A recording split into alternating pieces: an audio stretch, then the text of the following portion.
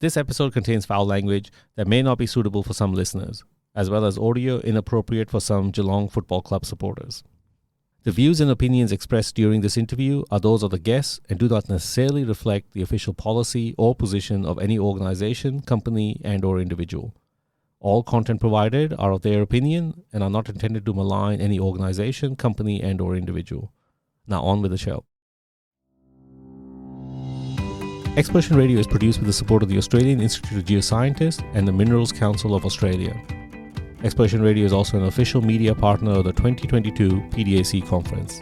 To find out more about these organizations, go to explorationradio.com.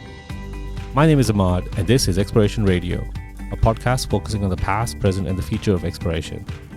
On this week's episode, Steve and I got the chance to sit down with Dave Lawie, who's the Chief Geoscientist and Technologist at IMDEX Limited. Now on with the show.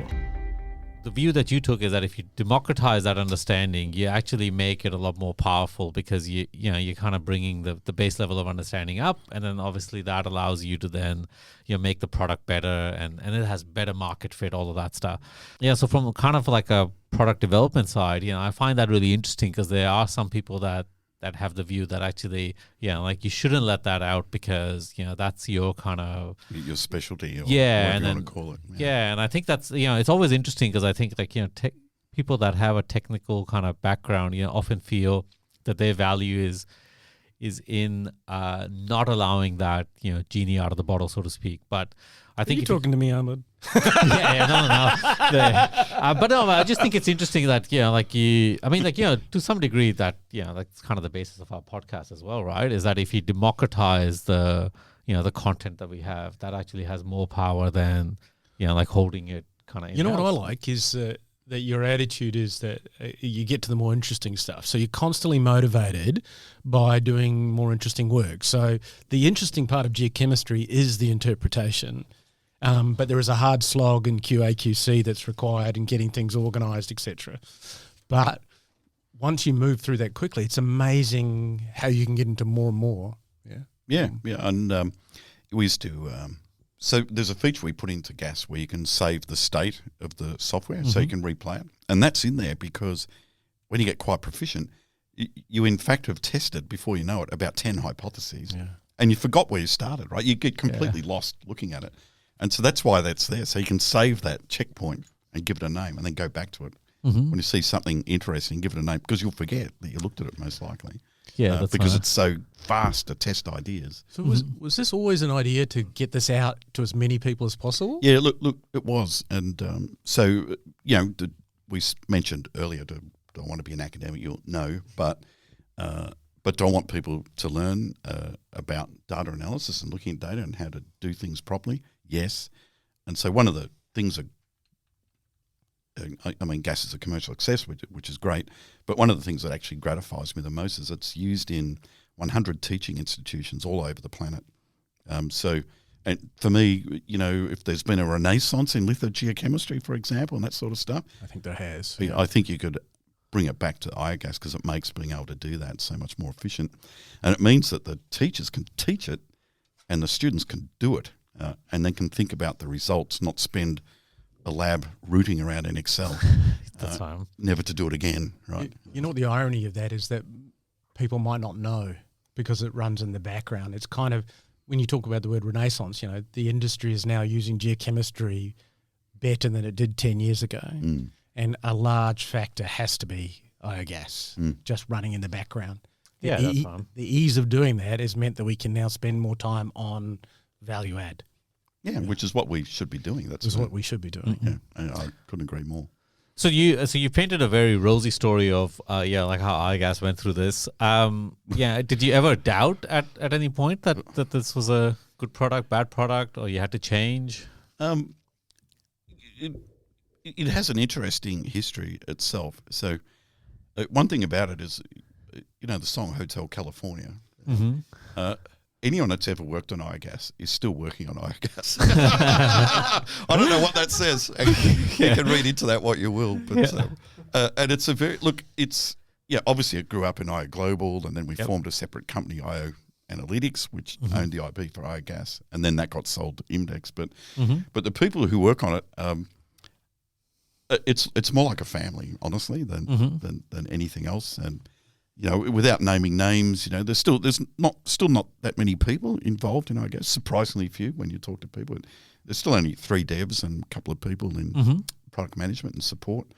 But Rob started first on the dev front, and then James came along later as another dev. He was the best man at Rob's wedding, of course, sort of a Perth type story. And then we're not all inbred here, by the way. Yeah. And then Kiralee came along after that, and she knew both Rob and James at the University of West Australia. Soph, has been our product owner and product manager forever, I guess. She worked for me at Pasminco, just to go back to Pasminco. And Putra, who's also works in the customer support and product management side. I actually met him at Prominent Hill when I was in that research, the Mount Woods Technical Working Group, which I used to be part of that. I used to go and Putra was doing his MSc on litho geochemistry. And he was a really bright young guy. And I said, Putra, when you finished your MSc, let me know. And so when he finished, said, "You want a job?" So he came on board. But all those people are still working on biogas, and in between them, they're a pretty special group of people. Not like the ones that get on the blue bus, but you got I'm not going to name names here, but a classical pianist, a mountaineer, foster parents, pug owners, and one of them, which I really won't name, actually brought down the entire RNet, the university internet system, when he set up a bot for scraping porn off the internet. And in fact, before I met him, I got told this story. Before I met him, I said, he's got a job. There's just no doubt he's got a job. But Australia got a call from the US going, what the hell's going on with the highest amount of porn traffic flowing into his personal computer. Called Bison, and eventually the head of department, I got a call from someone in Sydney saying, "Is there a computer called Bison in the uni?" I don't know. Eventually tracked it down to whatever. Anyway, it's funny. That's quite a funny story, right? The amount of porn traffic flowing from the planet was directing almost entirely to one UWA computer account, and everyone was like, "That's brilliant. What's happening?" But who says UWA wasn't a world leader? But the other thing about the gas team is, now and especially in COVID times, it seems normal to work in a dispersed way. It's never been any other way. And I think that's something I think it's a credit to you guys. Like, you seem to make it work at a point where I don't think it was very common to kind of make it work. So, and you couldn't tell. I think that's always a good sign when you can tell that people are, like that diverse because of the way, people interacted with you. And I think that was always a happy coincidence when you found that out. Yeah. And the other thing, there's, people who use gas just love it, right? That's no secret, I suppose. But it's got to the point where the user base gives us all the ideas we need. They're constantly chatting to us. We run, I suppose the IT department at IMDEX might be listening at some point, but we run Slack. We have a Slack that so gas runs in Slack now. It has completely run off Slack. Yep. And we have people who they'll be listening again now, who aren't in IMDEX in the Slack channel, that contribute and give us ideas, and we test things with them. So it's just great from that point of view. And there are people, people like Mike Whitbread that were heavily involved in the very early days, and Steve Sugden is still very heavily involved, and Nick Cook. One of the people heavily involved in a lot of those discussions is actually Peter Winterburn, who was unfortunately murdered in Chile. It was a very sad day. But he was on that channel, right, constantly hassling us. Why doesn't it do this? Why doesn't it do that? And that stuff's invaluable, actually. So I think we have to pay a little bit of homage here, Dave, because the team you built between you and Bounder it's very impressive. It's almost as if you've got a specific HR goals in terms of recruitment, in terms of the people you hire. Normality doesn't go over well. There's got to be something odd about the people, I think. I honestly find it easiest to manage and work with people who are a bit odd rather than normal, in a way.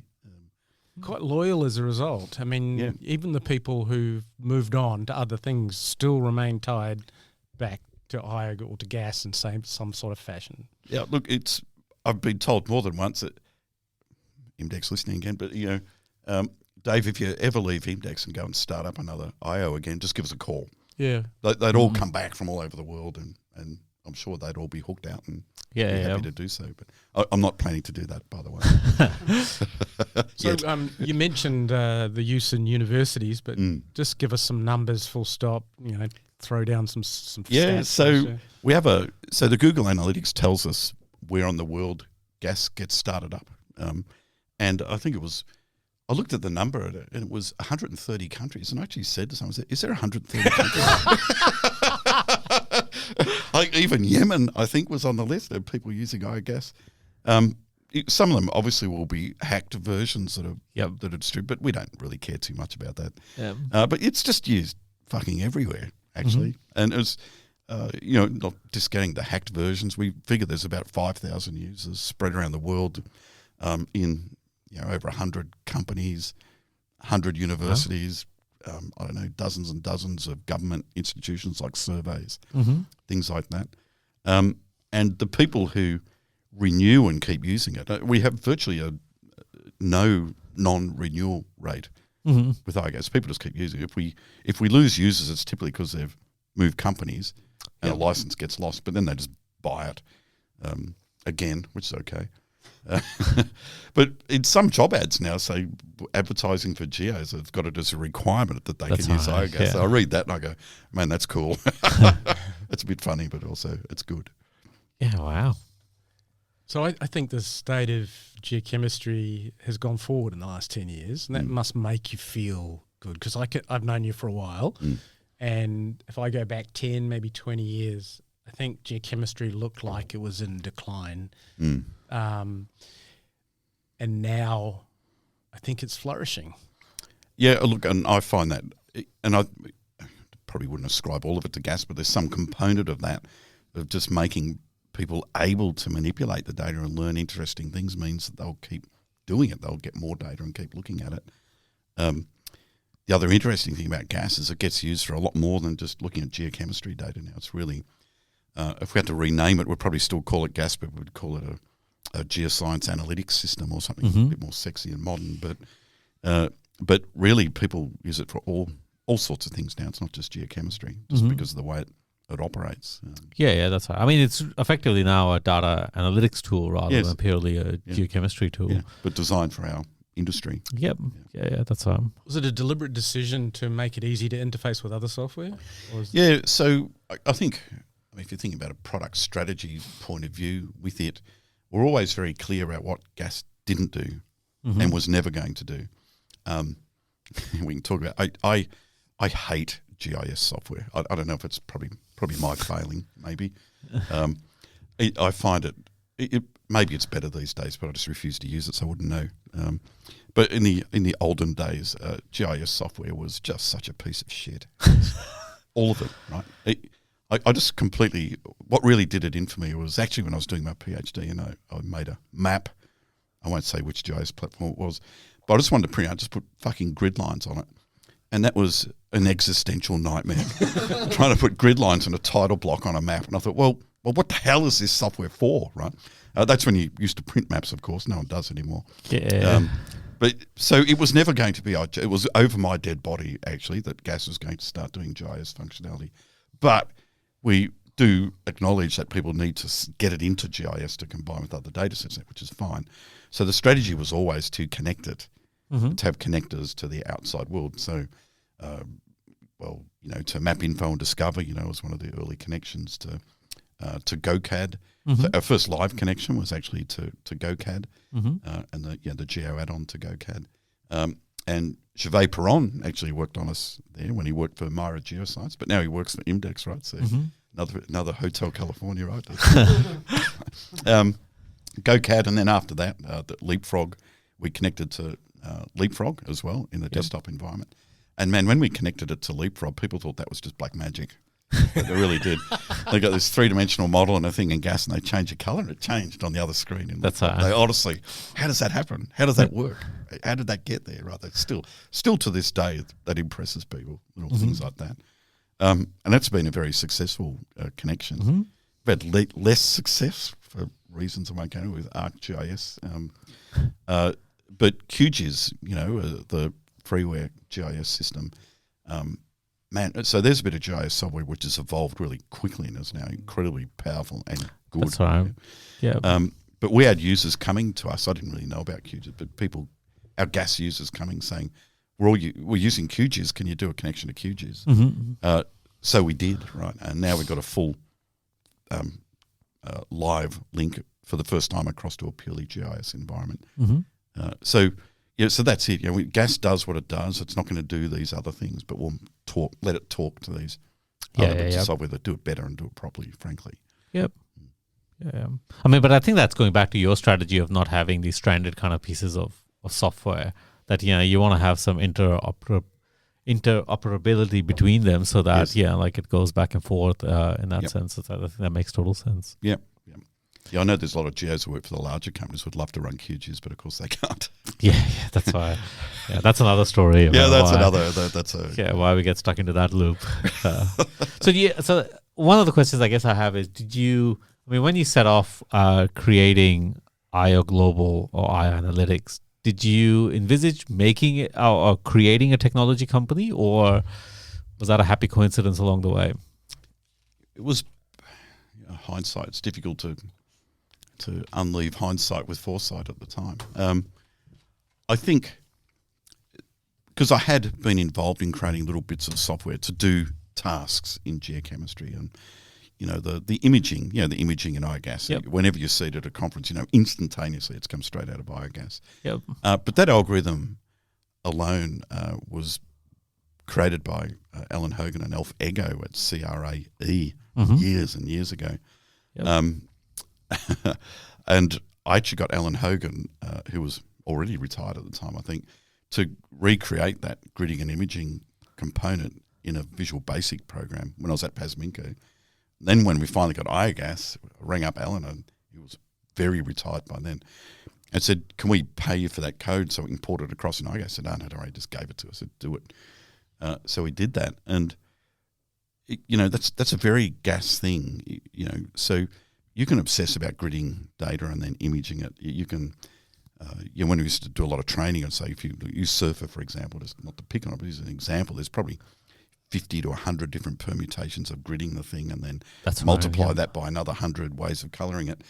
Gas does it one way. Yep. Because we don't want people fucking around, frankly, with all of that stuff.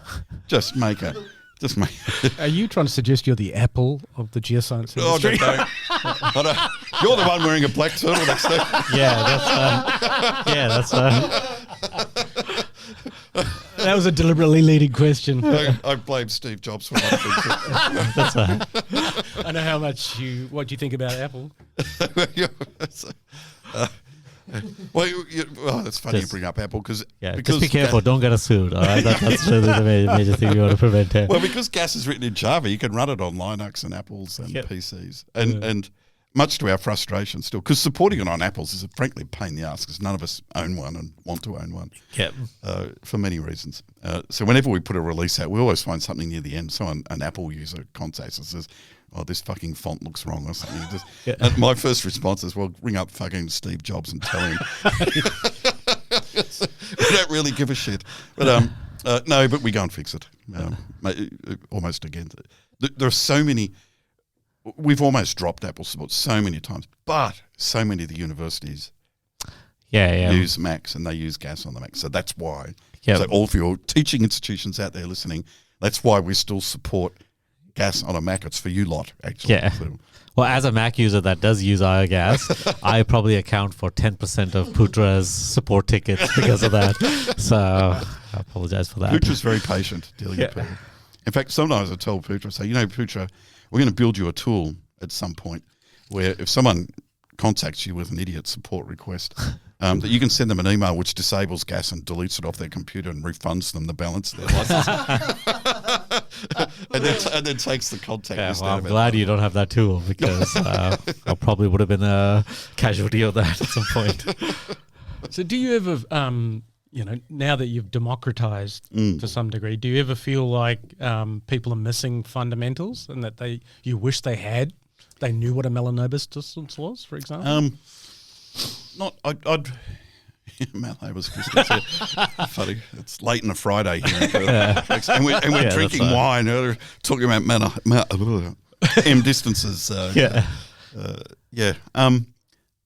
Not really. I'd rather if they make the plot and it's identified outliers. I'd rather they were thinking about why is it an outlier, not exactly how a Mahalanobis distance is calculated. So, there are statistical methods in gas, but they're pretty buried and not put into people's faces because you need them to run some of the maths in the background. But that whole idea. I'll give talks on sorting the signal from the noise. That concept. What's signal? What's noise? Depends who's looking at the data. So the same data, one person's noise is another person's signal. The use of data changes temporally as well. So the same data set. So you might have been running an exploration program and have gold and arsenic assays. That's fine. But all of a sudden that data gets picked up by the mine. If it becomes a mine, they're looking at arsenic deportment from a geometallurgical point of view. But if that data wasn't generated correctly, you're up there, that can be a disaster. Right? So I'd just rather people were thinking about what the data means than too much about what's going on in the background. It took me a long time to put something as simple as principal components into gas because I wanted people to look at the fucking data, right? And so to this day, much to my chagrin, right, even people use gas, I'll bring data in, then run a principal component. Say, don't do that. Yeah. Look at a scatter plot, make a prob plot. Do all the normal things first before you get to that. So that's why it took a while for some of these methods to get in. We'd had a chance to educate the community to do the just the normal, relatively simple univariate things first. And in fact, in this, analytics, the buzzword now, and data science, and it annoys me a bit, right? Because all geoscientists are data scientists and always have been for fucking decades, right? But now it's all flavour of the month, and it's like, oh, come on, guys. Yeah, it's better branding if you're a data scientist than if you're a geochemist. We're all data scientists, right? All of us. It's made you guys cool again, though. Yeah, that's right. Yeah, exactly. But I think, one comment I think, worth kind of mentioning is that, one of the things I think you have to kind of be aware of is that, not everyone needs to know how to build a watch. Some people just need to be able to tell time. And so, so if you can get people, so if you can get people as quickly as possible to a point where they can kind of do what they want to do, which is just that they want to be able to tell time, then, there's obviously a certain number of people that should know how to build watches and that should be their jam, and that's exactly what they do. But not everyone needs to be in that kind of space. So, and I think quite like that. I might use that actually. Go for it. Someone will be rooting around with something and just say, "Look, for fuck's sake, what is the time?" Yeah, exactly. Yeah, that's right. Tell me the time. No, not all this other useless shit. And I think it's like, if you kind of look at how software is kind of developed, like some of the more successful pieces of software are essentially ones where they take that whole building the watch aspect away from people, and people just want to use. Just want to be able to tell time, and that's really the power of a lot of software. I think ends up being. So, it's quite a difficult thing to get right. Yeah, that's right. I think. Yeah. So, just as an example, one of the things that I want to finish with is that's sort of bothering me is the lack of statistical appreciation in the general public, and let's say our science, for example. Yes. And I'm not pointing the finger, definitely not, but where has this lack of practical understanding of statistics gone? Like a basic level of numeracy, perhaps. Yeah. Well, let's start with the obvious. That let's timestamp right now. Yeah, sure. That COVID is a living example of a lack of statistical appreciation. A complete and utter demonstration. A bit of a shock, actually. And I would extend that not to the general public. I'd say to some of our. Yeah, no, I'm going to get in the shit here. Some of our chief medical officers have a basic misunderstanding of statistics. Yep. And risk and probabilities. And asymmetry as well. Yeah. Like just a whole level of statistics that's missing, not just probabilities, but the possibility of asymmetry. Yeah. So both positive and negative is missing in terms of, if we talk politics for 2 seconds, both sides of statistics are missing. Both the upside and downside are missing. That's why. I've had a few wines. This could get, Yeah. this could get into quite dangerous territory quite quickly. Another statement you can make is getting a bit off it a bit. All the action ends and happens in the tails of the distributions, right? And people don't understand things like that. They really don't. But geoscientists should. They really should. It's our life. We're always looking for the things in the tails of the distributions. That's our life. That's our job to find those things in the tails. Nicholas Taleb is a bit of an insufferable wanker, very ignorant person. I'm Just been blacklisted. I'm sure if he was listening, you would agree. But I'm sure you'll slam us on Twitter at some point. But now I'm getting him a plug. But his book, Fooled by Randomness, is just an excellent book. Whenever I don't really, it's the approach to gas. So when I don't run training in gas anymore. I haven't done it for a while anyway. But when I talk to groups of people I'm really talking about the philosophy of data and how you look at data, what lens you look at data through, which is a completely different thing. Gas is just a vehicle to allow that to happen. Yep. But this book, Fooled by Randomness, is really good because it just makes you think around what's real. What's a signal and what's fucking noise, right? And I actually love the topic. I like talking about it, and to go back onto politics briefly, because I think this has been an imperfect Darwinism example. Is, the human brain's really good at processing visual things and coming to a decision, and so maybe during our evolution, sitting around the savannas, and you got a lion in the grass, and your body you see it and your brain processes it, and you're leaving before you've even thought about it. Right? That's how fast we can do it. Whereas those that formed a committee to work out whether there was really a lion or not, they probably got eaten. And so therefore, we should have evolved to a higher place than where we are now, perhaps. But that also trips us up because we're so good at seeing patterns, but we don't understand randomness, and we see patterns in randomness. And so I like showing people random data that they don't know it's random, and let them interpret it. And you should see the stuff people come up with, right? And then afterwards, I've had arguments by geophysics comrades, right? I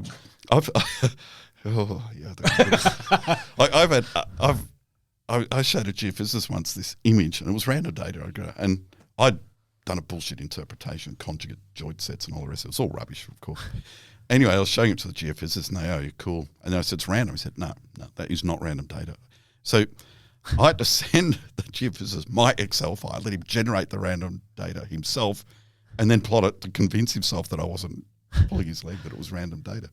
But it's just a human mind thing. We don't know what random. If you get someone to write down ones and zeros in a random order, they can't. Yeah, that's because right. randomness looks like it has a pattern. That's right. And in geoscience, that gets us into trouble all the time. Yeah. I mean, you brought up Taleb, and I think one of so there's fooled by randomness, and this other one is around the fragility of knowledge. Yes. And I think when we become highly, I think especially when we are taught a technical skill set, your knowledge I think ends up making you a little bit fragile in what you look at as well.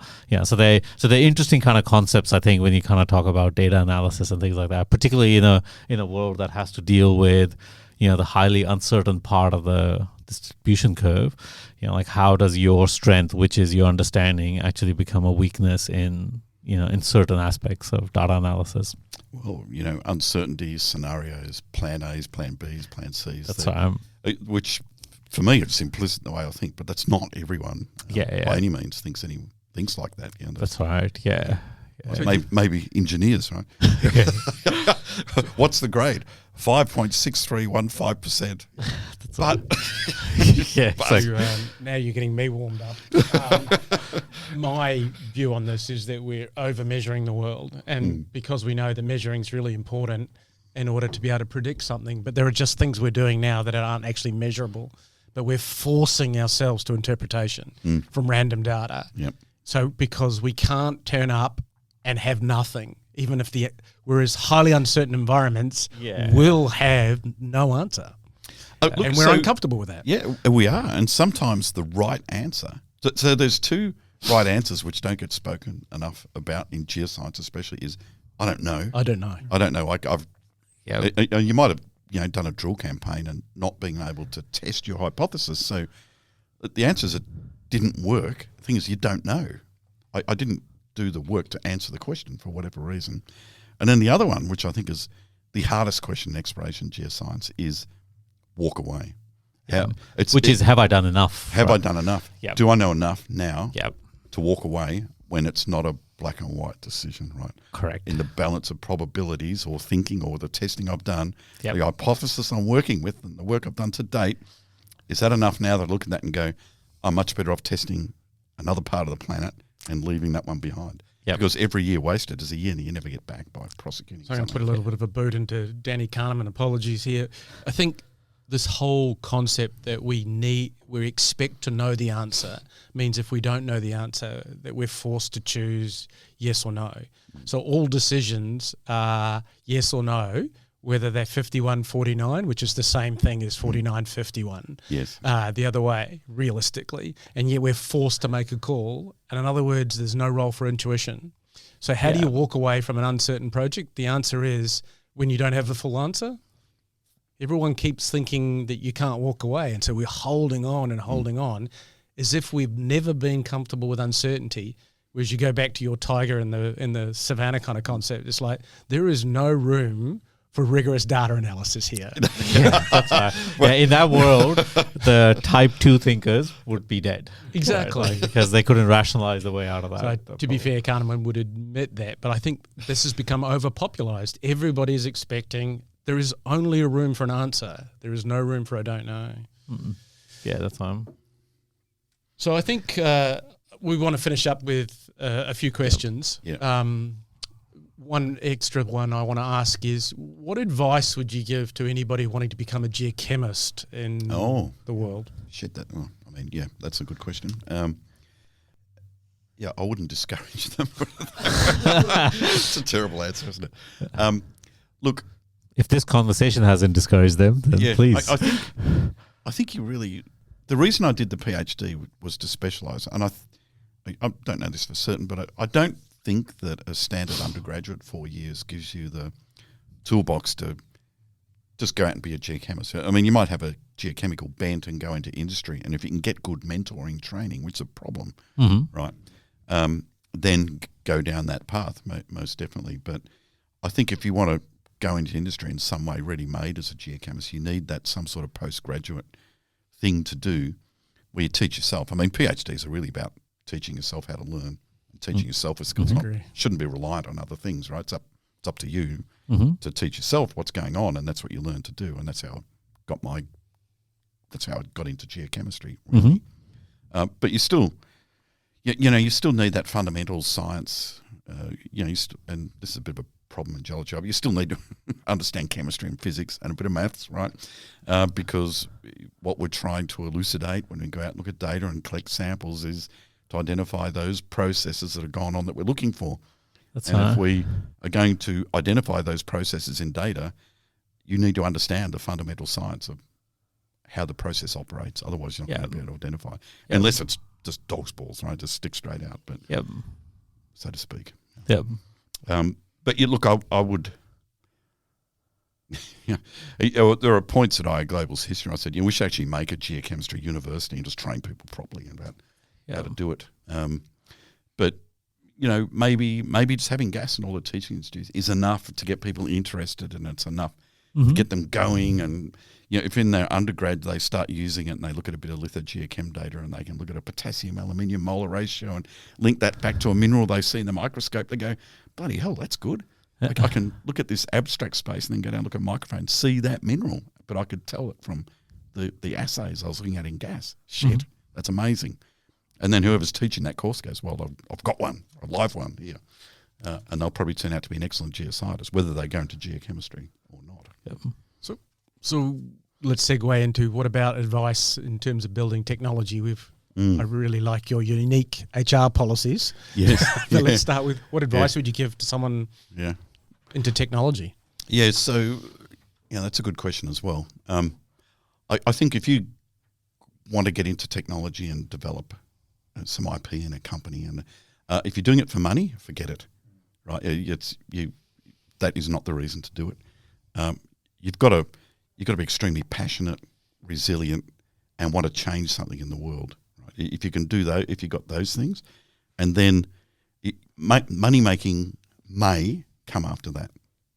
There is no guarantee, right? You could, man, in IO Global's history went through 2 global downturns, and I remember sitting in the downstairs office with Ivan Gustavino, who's now director of IMDEX, by the way, but he was our advisor at the time, working out which bills to pay and not pay because we had a cash flow crisis during that. So, that takes a lot of resilience, right? And you've got to be aware that if you've got a house that's on the line, if you want to send your kids off to fancy schools, that's on the line. It's all on the line. There are no guarantees in this world. So that resilience, self-belief without being an idiot, having a really good idea, needing to change the world, and just some brute horsepower, being smart as well, all helps. But if you think, I'm going to go in there and make money, forget it.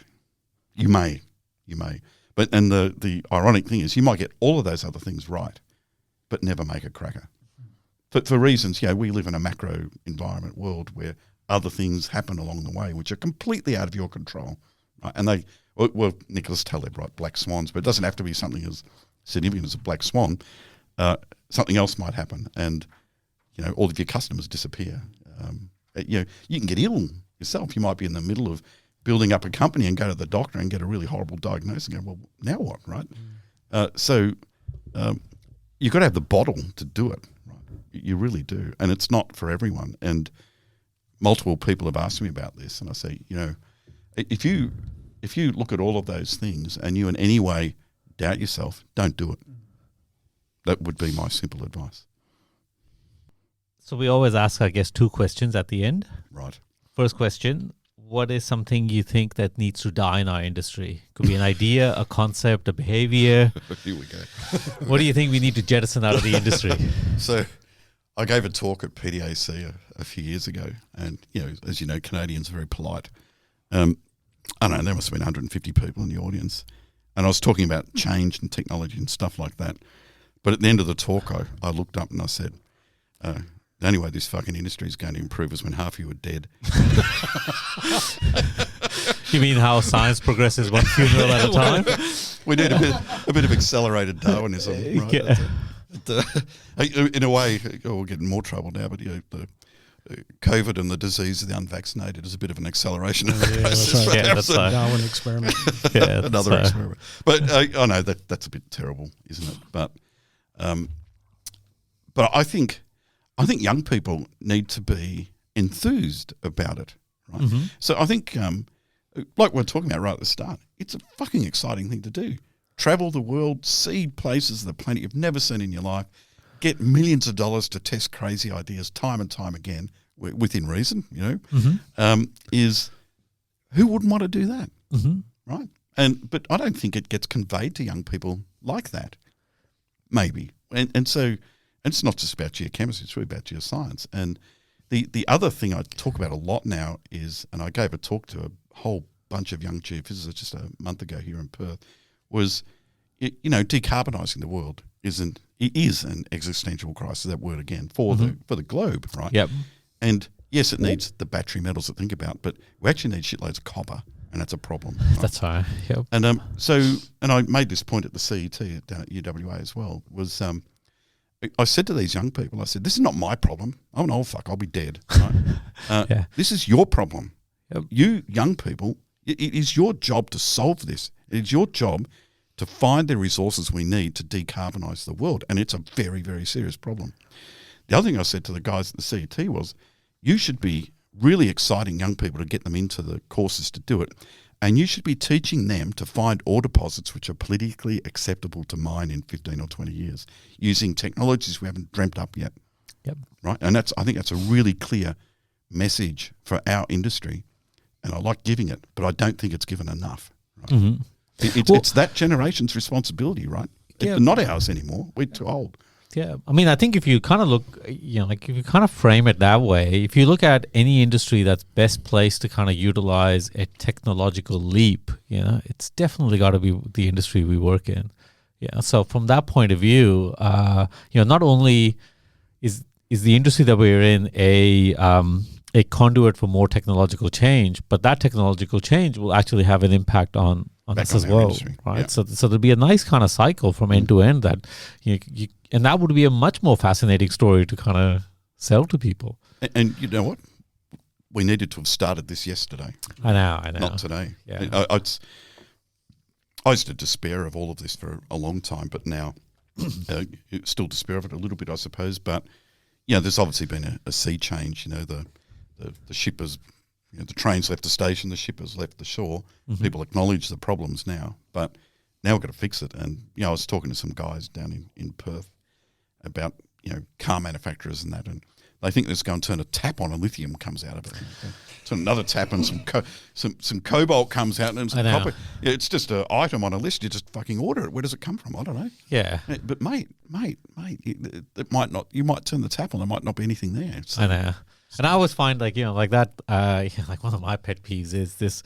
Like the copper demand curve that we seem to see. Like you could go back 10 years and you'll see exactly the same curve, right? But the reality is that even if you just take electric vehicles, the infrastructure that we have to build to allow them to occur, like that's not going to happen quickly, right? No. And at the present rate, that's not happening at any rate on that the graph that people have kind of made. So no, and we've got to do things differently just to fill in the copper we use now when mines go out of production, and copper especially. Yeah. So do you think we paint that this is a technically challenging enough discipline? Because I despair that this isn't doable, that this is actually the industry's trending the wrong direction for the challenge that's in front of us.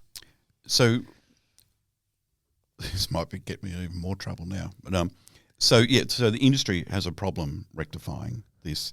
It's like when you're part of the problem, it's hard to fix yourself, right? Because you don't see you got a problem. It's just unless you're a masochist, you really don't want to. Yeah. But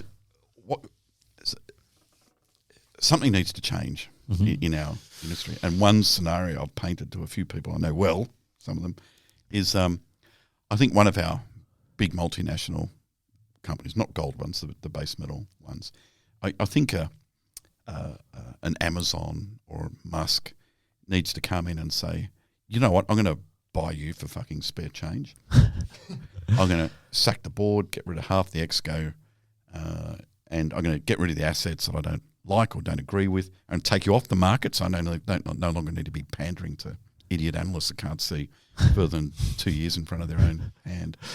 And I'm going to make this cool. I'm going to make this a mission to save the world, right? And this big company, I'm going to task with doing that. Right? And we're going to go out and we're going to just do it differently, right? And it's still hard, right? Rocks are hard, mining's hard. All the same challenges exist, but go with a different mindset. But the reason for doing this is they may or may not be successful, but the world will look at that and go, what the hell's going on? Yeah. And it will change. Yeah, this is worth doing. You get all these people looking at that going, oh my God, I just didn't know.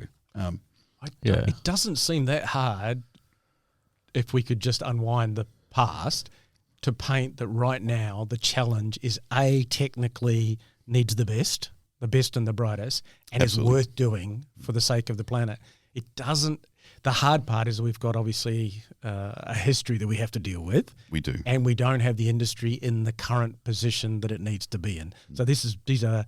I can't see any other way of doing this other than disruption. Yeah. Somebody like Elon waking up one day and going, not only do I need nickel and lithium, I'm going to have to do it myself. Yes. Yep.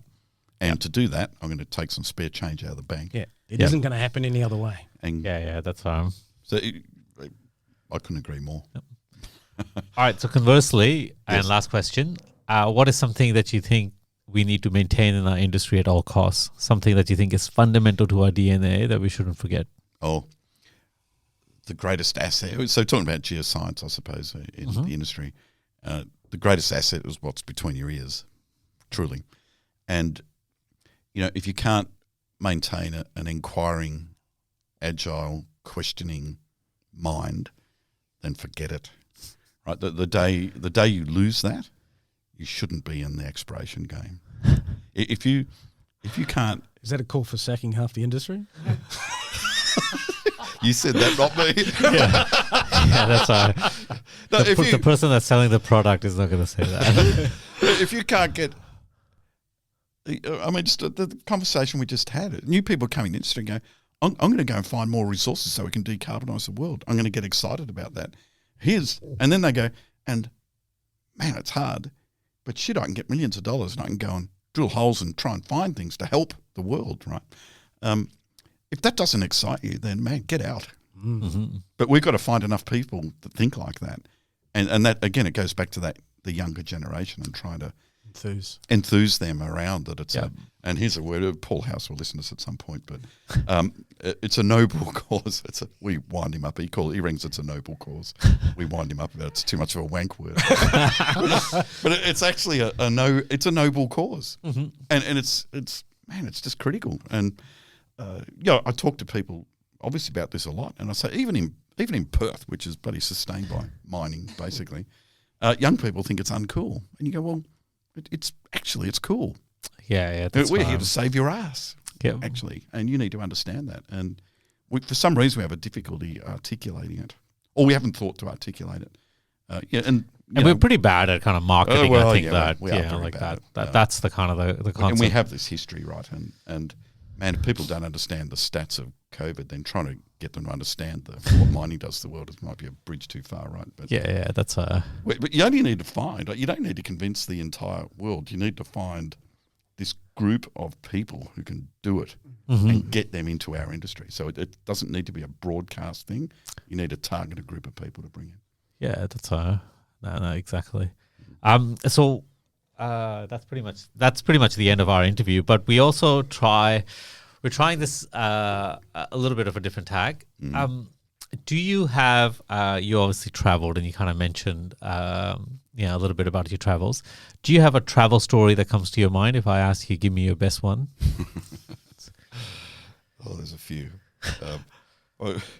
I'll tell you a particularly Irish story. There you go. Okay. So Barry Murphy, if he's listening to this, will remember this. So Pasminco did a lot of exploration in Ireland. So did Anglos. I've been to Ireland many times with Pasminco, Anglo, and as IO actually, because it's zinc. It's elephant zinc country. Yep. Anyway, not talking about zinc in this case. So, so I've travelled a lot, but there's only one country on one trip where I've seen two cocks. So bleep. So it's odd, right? So Barry, if you've ever driven around Ireland with an Irishman on those very narrow roads, they drive at about 300 miles an hour and terrify the shit out of you, right? Yeah. We're just driving along. We roar past this little town, and there's a guy out on the side of the road just jerking off.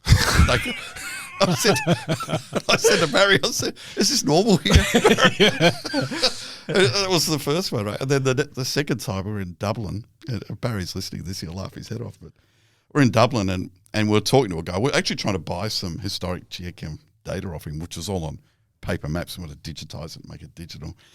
Anyway, he had his back to the window. We were looking at him, looking through the window in Dublin, very narrow streets. We could see into the building right next door. Anyway, the blind was down. So as we're talking to this guy, the blind goes up, and there's a guy standing there stark. I said to Barry, mate, that's two. Is Ireland really like this? And anyway, that's sort of that. Oh, that's brilliant. But the Irish, right? I can. So I mentioned this story before you came in, and now that we're at the end of our interview, I feel comfortable saying this because this could possibly be the end of the interview right here. But the first time that I met you was not really the time that I met you, but I met most of your possessions and everything, and it was 2008. Yeah, it was the last weekend in September, and you hosted. Oh, not the fucking grand final. Yes. Yeah. In 2008. Yep. Oh my God. Really? Yeah. Shit. And all I remember about that... I've still not watched that. No, I've not watched 1 minute of that. So. And what I remember about that is that I think I now kind of figured out that maybe it wasn't your house that the party was held, but there was a party which was that you were the architect of. And I remember coming to the party when you were MIA for known reasons because your team was losing at that time. And then I left the party without seeing you either, even though it was your party, and you still had not made an appearance at that time. I think I was sitting in Steve's garden drinking heavily. Consoling. That was one of the odd things about IO. We used to have the grand final parties, and they were wildly popular, but there were years where Geelong was in it every year. So just massively stressful for me, just massively fucking stressful. I can remember you destroying Port Adelaide, which is my wife's team, and having to walk all the way home from Stephen's house to North Perth with my wife, and she's wearing a Port Adelaide, and the abuse that she was getting from everyone. Geelong destroyed Port Adelaide. It was a long walk home. Yeah. The largest grand final loss between the two. And the only reason I know that is because my wife is a rabid Hawthorn supporter. and she's going to hate this, but I haven't dropped the wrong word yet. Yeah. It's coming. I can feel it coming. Yeah. And I have to say this is one of the best stories is that she paid an exorbitant amount of money to fly to Melbourne. We were living in Perth at the time, and she flew to Melbourne, not to go to the game, but just to watch the game in the living room of her parents' house. I get that. Yep. Absolutely. No. Despite her being a Hawthorn supporter. But, even so, the year prior when Geelong won that grand final, because the last time they won a grand final prior to that was the year before I was born, which is 1963. That's right. And even when they beat Port in 2007 by that huge margin, I was not convinced they were going to win until about halfway through the last quarter. And I will admit to shedding a tear in Bounder's upstairs toilet. Not that we're passionate about football or anything. No, that's fine. No, that's it. That's us done. Thanks a lot for joining us, Dave. This is great. Thanks for the opportunity. It's been great fun. This episode of Exploration Radio was brought to you by Ahmad Salim and Steve Beresford. Produced by Sean Jeffrey. Edited by Humayun Mir and recorded live in Perth in August 2021. If you like what you've heard, we would love it if you reviewed us wherever you get your podcast from. It helps us a lot. Exploration Radio is also supported by the Society of Economic Geologists, 121 Group, and The Assay. Until next time, let's keep exploring.